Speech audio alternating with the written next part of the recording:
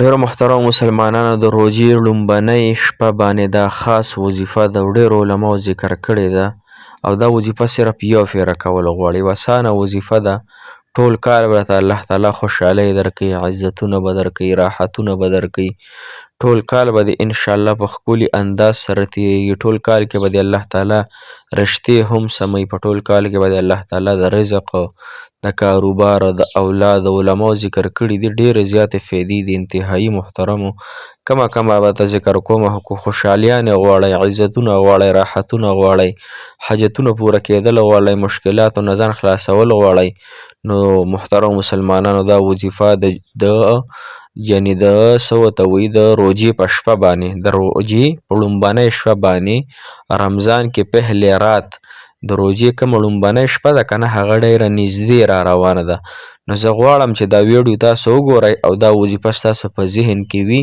نو دغه د روژې چې کله لومبنۍ میاشت راشي، لومبنۍ شپه راشي د روژې په کومه ورځ باندې تاسو یعنې میاشت ووینئ، صحیح شوه، میاشت تاسو ووینئ، یا د اعلان د حکومت د سیړه وشي، یا اعلان ستاسو جوماتونو کې ستاسو کلو کې وشي، که بهر ملک کې یې او که په خپل وطن باندې یې او که هر ځای کې یې، نو بیا په دغه شپه باندې تاسو دا وظیفه انشاءالله وکئ. محترم علماو ذکر کړي دي چې د ټول کال خیرونه او برکتونه به درته الله تعالی درکړي. د ټول کال ډېر ښکلي اندازې سره ترتیب سره به الله تعالی ستا چې دی حاجت روا او مشکل کشا شي.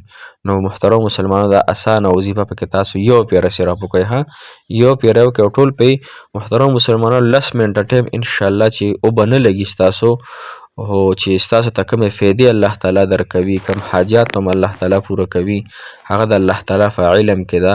نو لهذا دا شپه تاسو مس نه کوئ، دا ویډیو هم تاسو مس نه کوئ. دا یو موقع ده بهترینه، پته نشته بله روژه کې څوک به وي څوک به نه وي.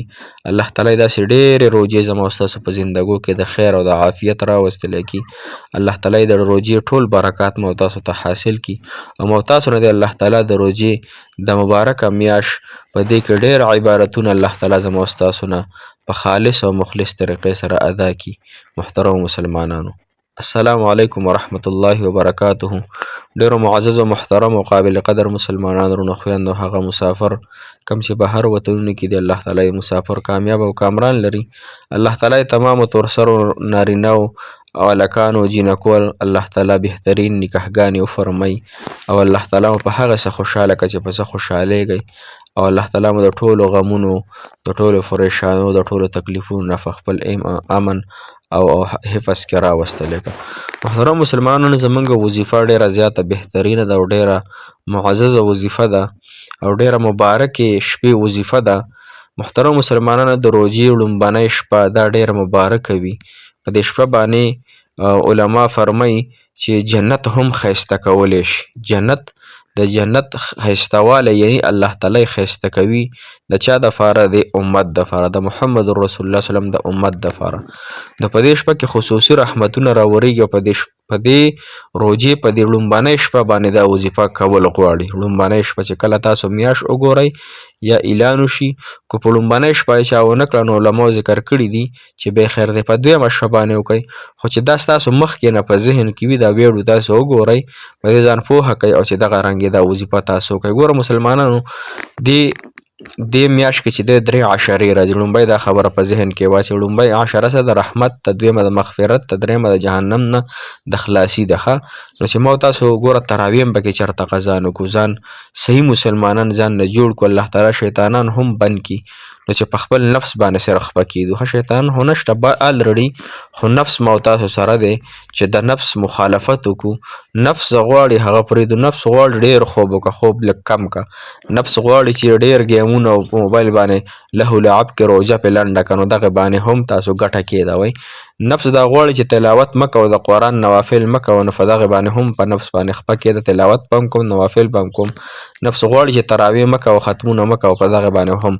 نفس غواړي چې خپل ګاونډي له هم سمه ورکوه، ګاونډي به خپل کار کې، خپلو بچو او خپل کور، او تا ته د 19 قسمه سالن او 19 منټه 19 څیزونه پراته وي. لهذا خپل مسلمان خور کور هغوی له هم څه لیږل پکار وي. محترم مسلمانانو هغه وظیفه راته ښیمه کوم چې ما تاسو ته عرض کړله، هغه علماو ذکر کړې ده چې سورة الفتح یو سورت دی په قرآن کریم کې، محترم مسلمانانو دا صورت په تاسو په دغه شپه باندې صرف یو پیره ووایئ ها.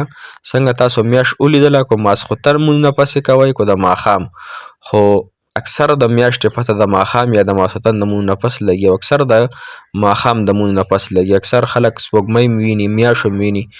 نو انشاءالله چې دغه وظیفه تاسو پکې خامخا د خپلو د ښکلې زندګۍ دپاره، د ښکلي را روان مستقبل دپاره، د خوشحالو نه ډک ژوند دپاره، نو په دې باندې څه دومره ټایم نه لګي. سورة الفتح زما په خیال چې دا په دغه سپاره کې دی، قد سمع الله سپاره کې دی 30مه کې، دغه کې به یا به په 40مه سپاره کې زما ذهن نه اوس وتلي. لهذا د کله تاسو دا صورت ویل غواړئ او تاسو ته نه معلومیږي نو د قرآن اخرې ته به لاړ شئ، یا اخرو سپارو کې دغه 3 سپارې چې دي دغه کې بیا تلاش کوئ. که بیا هم څوک پرې نه پوهېږي نو چاته ملا نه تپوس وکئ، چاته دغه نه تپوس وکئ. نو محترم مسلمانانو الله تعالی به ستاسو حاجات پوره کړي.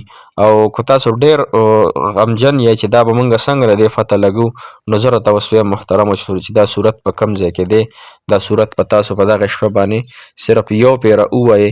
الله جل شانه به تاسو له ډېرې خوشحالۍ د دنیا او د آخرت کامیابۍ او غمونو او تکلیفونه هم ختم شي او راحت به درته الله تعالی درکړي او ډېر زیات به انشاءالله تاسو له الله تعالی ډېر خوشحالۍ درکړي. دا سورة الفتح چې دی محترم مسلمانانو، نو دا سورة الفتح چې دی د سورت محمد سورت چې دی د هغې نه پس دی که نه، نو دا ماته دا سورت ښکاري په حامیم سپاره کې، ها، یا الیه یردو کې یا حامیم سپاره کې. نو تقریبا چې دا ماته په حامیم سپاره کې دا صورت ښکاري سورة الفتح. سورت محمد نه پس سورة الفتح دا په حامیم سپاره کې ښکاریږي. نو لهذا دا تاسو انشاءالله د دې صورت تاسو یو پیره صرف تلاوت وکئ او بیا د الله تعالی نه عافیت وغواړئ، الله ډېرې خوشحالۍ د دنیا او آخرت راکړي او دا کال او دا روژه راباندې ډېره په خیر او عافیت سره ویستلی کړي. بس دغه یو صورت دی انشاءالله خامخا یو که موږ ته هم